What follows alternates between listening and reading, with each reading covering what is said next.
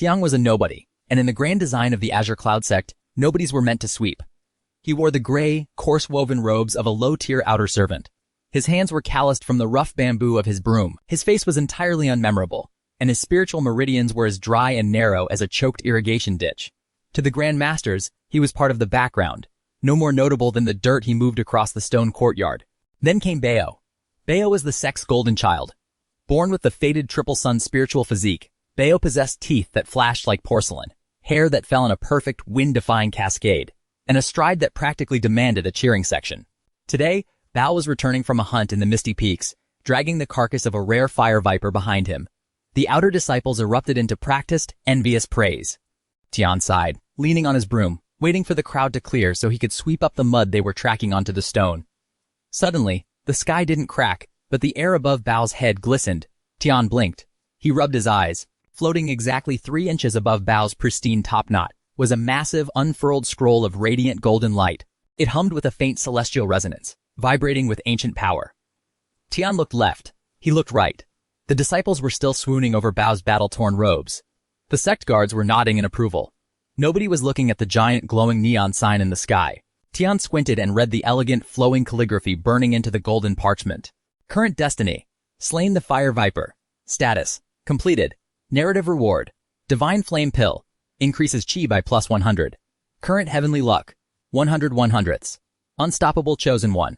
Bao struck a heroic pose, lifting his chin as the sect elders approached. As he puffed out his chest, a small, shimmering crimson orb materialized out of thin air, dropping directly into his open palm. The divine flame pill. A flawless hunt, young Master Bao? The lead elder beamed.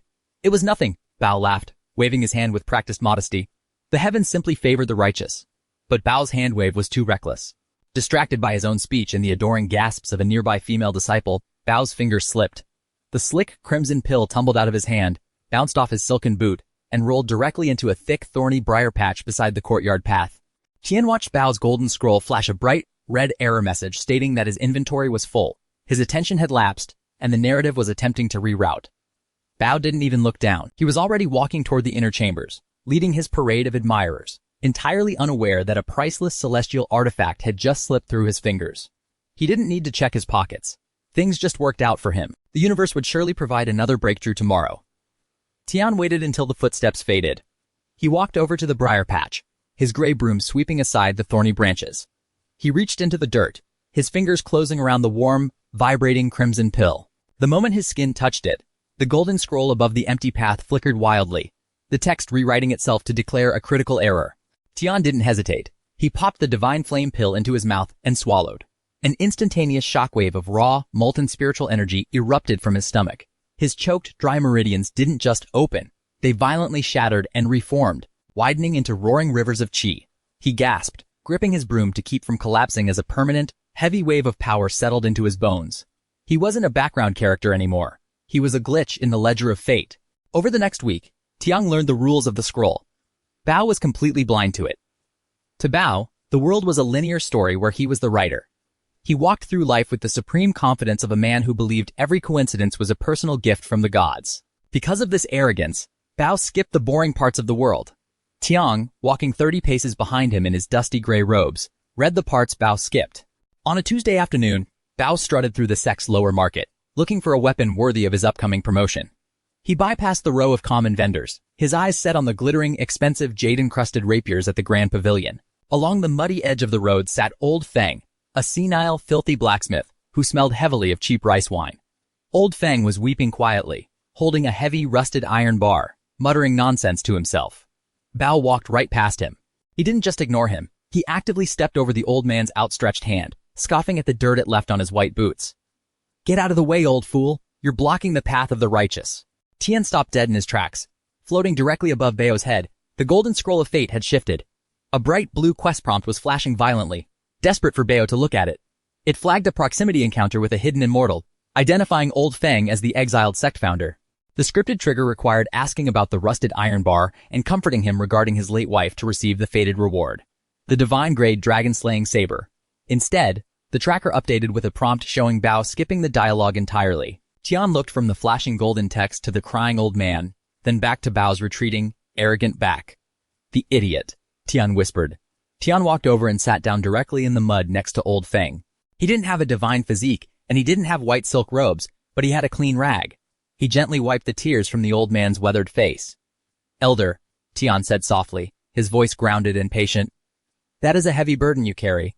Does the iron bar remind you of someone?" Old Feng froze. His bloodshot eyes slowly focused on Tian. A profound, crushing sorrow spilled from the old man's mouth. She helped me stoke the forge when we were young. 50 years ago today, the fires went out, and she went with them. Nobody remembers. Nobody asks." For the next hour, Tian sat there. He didn't rush. He listened to the old man talk about the rhythm of the hammer, the warmth of a forgotten kitchen, and the grief of living past your own heart. Tian didn't do it just for the loot. He did it because he knew what it felt like to be invisible. As Old Feng spoke his final words of release, a tear hit the rusted iron bar. Above Tian's head, though he couldn't see his own status, Bao's distant scroll snapped into a frenzy, declaring the script altered, compassion maximized, and the reward transferred to an unregistered asset. The rust on the iron bar suddenly burst into flakes of brilliant, blinding silver light. The heavy, ugly metal peeled away, revealing a sleek, obsidian blade etched with roaring celestial dragons. The spiritual pressure radiating from the weapon was so immense that the nearby market vendors fell to their knees, gasping for air. Old Feng smiled, his eyes suddenly sharp and impossibly deep. "It belongs to someone who actually listens now. Take it, boy." Tian took the dragon-slaying saber, sliding the divine weapon quietly into the specialized dimensions of his inner sleeves, which were now brimming with stolen spiritual energy. 100 yards away, at the Grand Pavilion, Bao was throwing a tantrum at a shopkeeper because a mid-grade jade sword had mysteriously cracked the moment he touched it. Bao's scroll flashed a warning that his heavenly luck had dropped to 92 100ths, with his plot armor degrading due to unrecognized narrative starvation. Tian picked up his bamboo broom, blended perfectly back into the crowd of passing servants, and smiled. The chosen one was starting to lose his grip, and he didn't even know he was holding a rope. By the arrival of the summer heat, Tian was no longer just a servant. He was a walking treasury wrapped in coarse gray hemp. Thanks to the divine flame pill, his internal chi was a roaring furnace, and the dragon-slaying saber rested invisibly within his soul space. Yet, he still held his bamboo broom. He still swept. To the world, he remained an average asset. Bao, meanwhile, was growing visibly frantic. His breakthroughs were slowing, his expensive swords kept chipping, and his legendary luck felt sluggish. He compensated by doing what any desperate protagonist does, hunting for a romance plotline to bolster his reputation. The opportunity arrived when the sect leader announced the arrival of Lady May, the brilliant, iron-willed daughter of the province's wealthiest merchant guild. She was coming to negotiate the sect's silk supply. Tian sat on a low wall, casually peeling a turnip, watching Bao adjust his hair in a pond reflection. Above Bao's head, the golden scroll of fate was practically vibrating with anticipation, detailing an upcoming fated rescue at Black Cliff Pass at noon exactly, where rogue bandits would sabotage Lady May's carriage so Bao could leap down and save her. Tian squinted at the scroll. He noticed a tiny glowing submenu flashing at the bottom of the ledger, noting an environmental link. The bandit morale was tied to a nearby hornet's nest, and disturbing it early would shift the timeline. Tian tossed his turnip skin aside and stood up. "Noon is a bit late for a rescue anyway," he muttered. At 11:30, Tian stood on the high ridges of Black Cliff Pass, looking down at the gorge. Below, a group of sloppy, low-tier bandits were nervously waiting in the bushes, ropes in hand. Above them hung a massive, pulsing nest of black viper hornets, insects whose stings could make a grown cultivator hallucinate for days. Tian didn't use his sword. He picked up a jagged stone, channeled a precise, invisible burst of stolen chi into his fingertips, and flicked it. The nest shattered. A furious, buzzing cloud of armored hornets descended upon the bandits. The panicked bandits scattered blindly, screaming and flailing. In their chaotic flight, one of them tripped over the tripwire too early. The heavy wooden trap snapped shut, violently striking the axle of an approaching silk-draped carriage. Inside the carriage, Lady May gasped as the vehicle tilted, its wheels skidding wildly toward the precipice. Tian didn't leap dramatically from the sky. He didn't need to. He simply walked down the ridge, grabbed a massive, towering stack of dried, fluffy thatched grass meant for local roof repairs, and dumped it precisely at the base of the cliff where the carriage door was leaning. The carriage door burst open. "Are you all right, miss?" The local farmers left their thatch out. May blinked, looking at the empty road, the fleeing bandits covered in hornet welts, and then at Tian. She took his hand, pulling herself up. I am unharmed. Did you defeat those men?" Tian shook his head. "No, they fought some bugs and ran away." "Very strange." May stared at him, her sharp mind immediately respecting his lack of theatrical arrogance. "You're a servant here? You have a remarkably calm spine for someone facing a crisis." Right at that exact moment, the sun hit the center of the sky. Noon. A loud, majestic roar echoed through the canyon. "Fear not, Lady May. The righteous Bao is here." Bao descended from the highest peak, his white robes billowing, his sword drawn in a perfect, dazzling arc meant to catch the sunlight. He landed in a flawless three-point superhero pose, right in the middle of the road, dust swirling around his boots. He looked up, his jaw set, ready to receive his fainting maiden. Instead, he found Lady May picking pieces of straw out of her collar, looking at him with deep, profound annoyance. "Why are you shouting?" May asked, her voice cold. "And why were you hiding in the trees while my carriage was breaking?" Bao froze, his heroic smile cracking. I was tracking the bandits. I came to save your life." "The bandits were defeated by nature, and this young man assisted me," she said, gesturing to Tian, who was already picking up his broom from the roadside. "Your timing is peculiar, Master Bao, and loud." Above Bao's head, the scroll of fate erupted in a chaotic mess of text marking the romance alignment a critical failure, tanking his affection score while raising Tian's, and dropping his heavenly luck down to 78 1/100ths. Bao stood in the dust, his sword lowering, looking utterly bewildered as the universe failed to applaud him. 2 weeks later, the ultimate test arrived. The sect opened the Misty Lotus Cave, a localized pocket dimension accessible only once every decade. It was designed to test the disciples, but Tian knew the truth. It was designed to give Bao his signature treasure. Tian followed Bao into the cavernous depths, staying well outside of Bao's spiritual perception, but close enough to read the shimmering golden radar on the scroll of fate. The map on the scroll was beautifully detailed, highlighting 3 paths. Path A held acid vipers, Path B held a phantom illusion wall, and the hidden Path C led to the true chamber containing a 1,000-year-old jade lotus, capable of instantly unlocking the golden core realm. Bao stood at the fork in the tunnels. He didn't look at the walls. He closed his eyes, trusting his intuition. His intuition, driven by the fading remnants of his luck, guided him toward the center wall. "There is a faint spiritual breeze here," Bao muttered proudly to himself. "The heavens whisper to me." He began channeling his chi to perform a grand explosive palm strike to shatter the hidden wall, a process that, according to the script, would take him roughly 3 hours of intense spiritual strain to break the immortal seals. Tian didn't wait. He looked at the scroll's structural details, which noted a glitch. The Immortal's Cave was built on a limestone fault line, and the back drainage pipe connected directly to the outer mountain stream. Tian walked out of the cave entirely. He hiked around the back of the mountain, found the muddy, forgotten stream, and located a small iron-grated drain covered in moss. It was meant for rainwater overflow. Tian drew the dragon-slaying saber. With a single, silent, razor-thin slice, he cut through the ancient spiritual iron like cheese. He squeezed through the pipe, crawling through 15 feet of dark, wet stone, and popped out directly inside the true chamber. The room was beautiful, filled with glowing stalactites. In the center, floating in a pool of pristine spiritual water, was the 1,000-year-old jade lotus. It radiated a scent like fresh rain and cold jade, pulsing with enough pure energy to rewrite a man's destiny. Tian didn't marvel at it.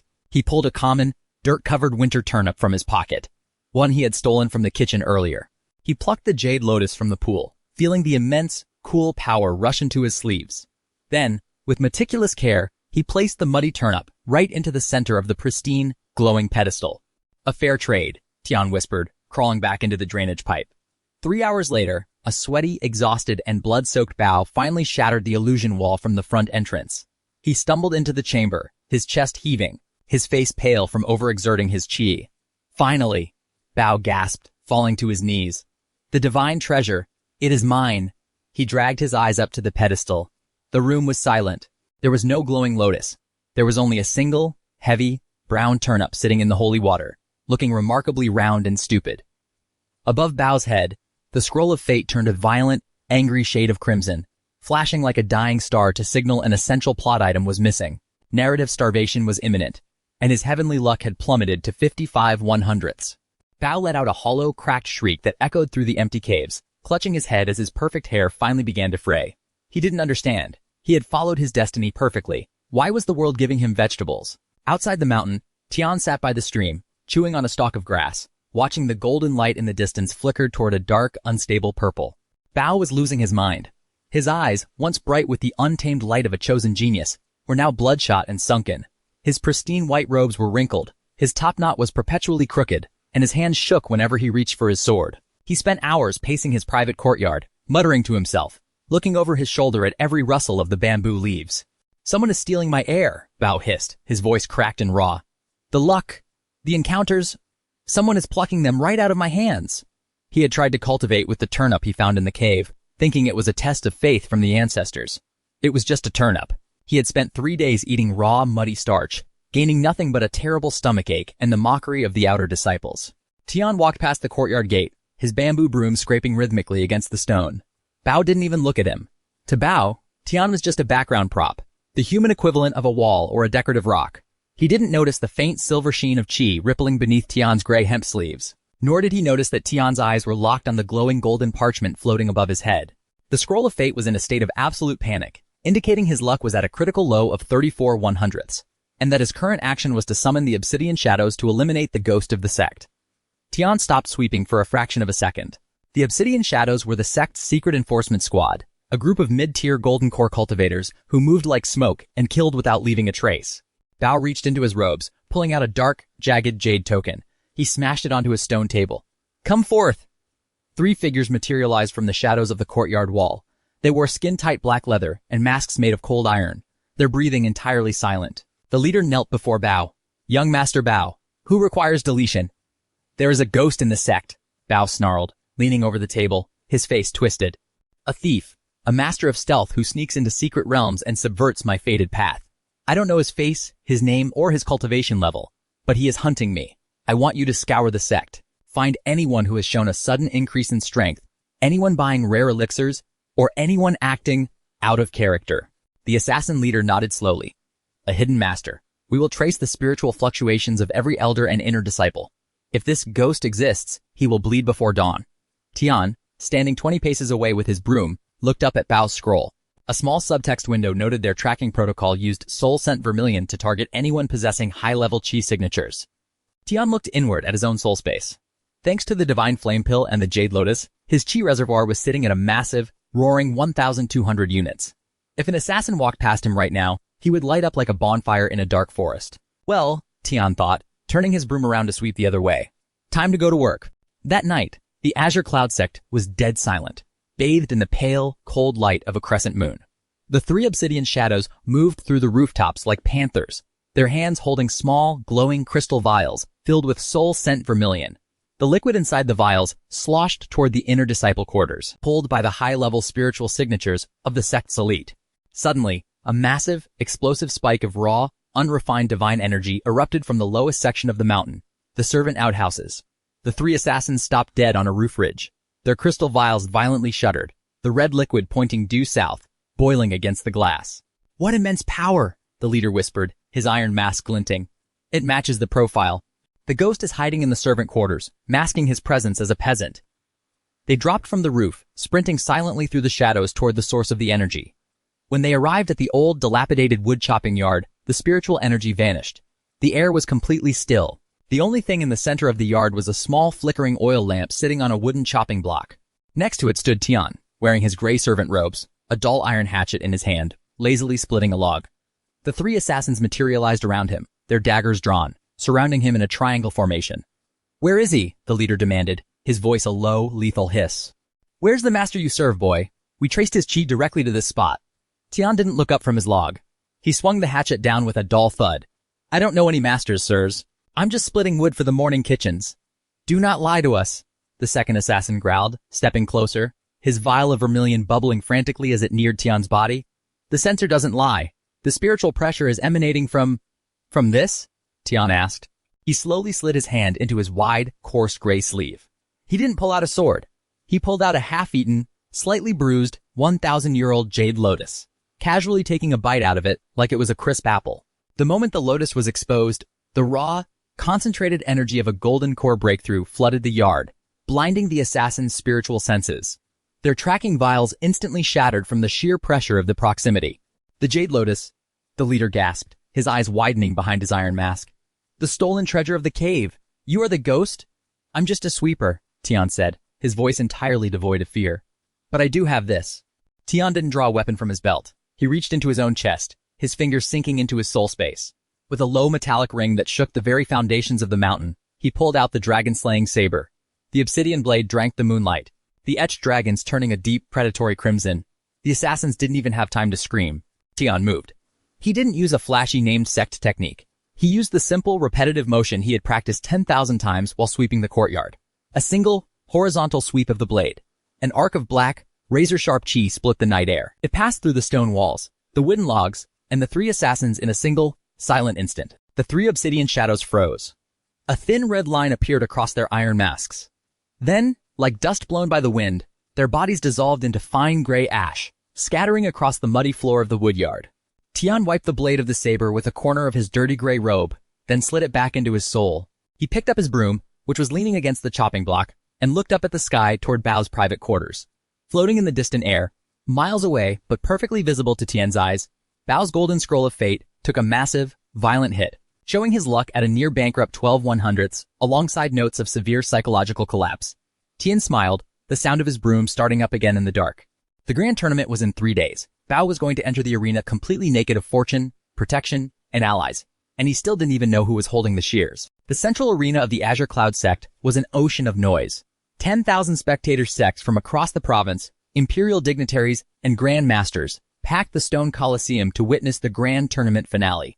The air hummed with the collective spiritual pressure of the realm's elite. Banners of gold and crimson snapped in the wind. At the center of the ring stood Bao. He looked pathetic. The Triple Sun's spiritual physique, once a beacon of radiant heat, was now a sputtering candle. His white robes were tattered from previous rounds he had barely survived by the skin of his teeth. His breathing was ragged, and his eyes darted frantically around the stadium. He was holding a common, standard-issue iron sword, because every single divine weapon fated for him had vanished into the ether. Yet, his core arrogance remained. He glared across the arena, waiting for his final opponent, the Grand Prince of the Southern Peaks. Bao gripped his hilt, telling himself the heavens loved a desperate victory, and that this was where his miracle breakthrough would happen. The heavy brass gongs rolled across the stone. The final match, the sect leader's voice thundered. Young Master Bao versus...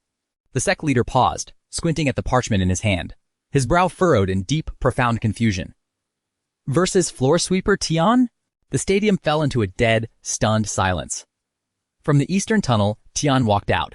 He didn't wear armor. He didn't wear silk.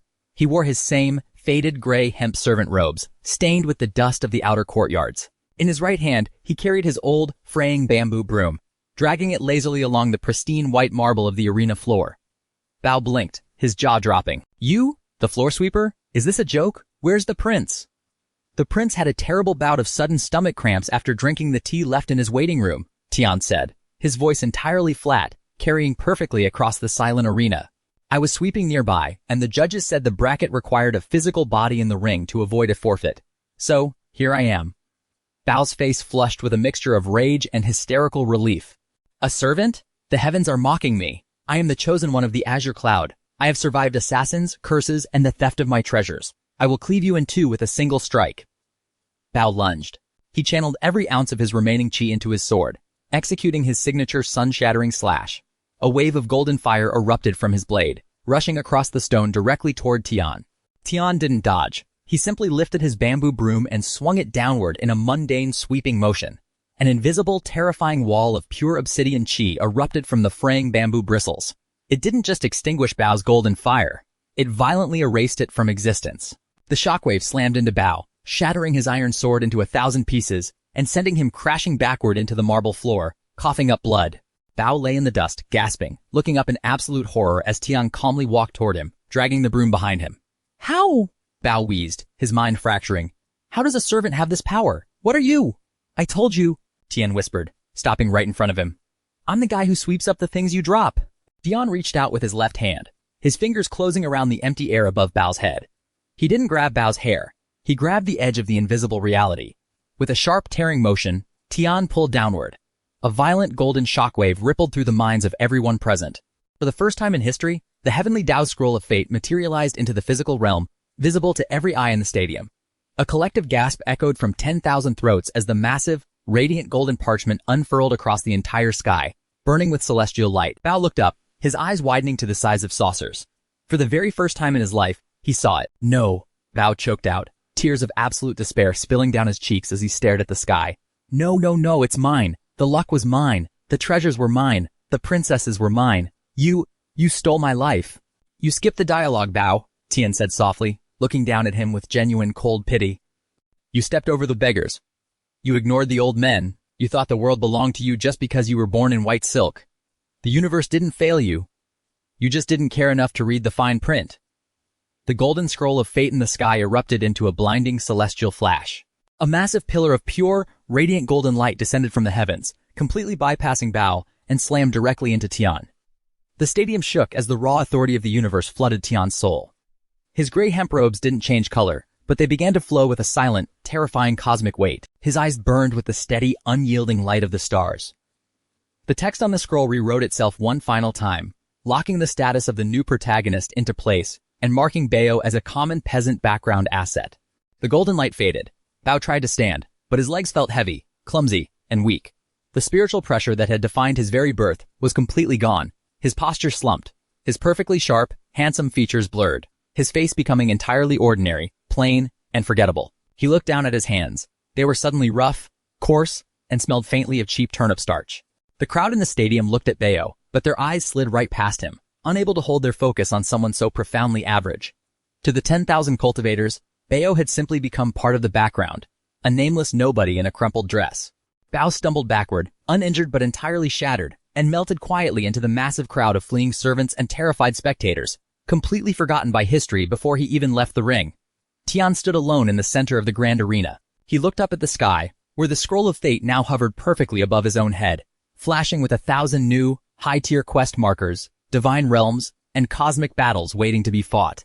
He looked down at the bamboo broom in his hand, then tossed it casually into the dust. He didn't need to sweep the floors anymore. It was time to rewrite the world. That's it for today's video. Thanks for tuning in. Smash that like, drop a comment with your thoughts, and subscribe for more awesome content coming your way.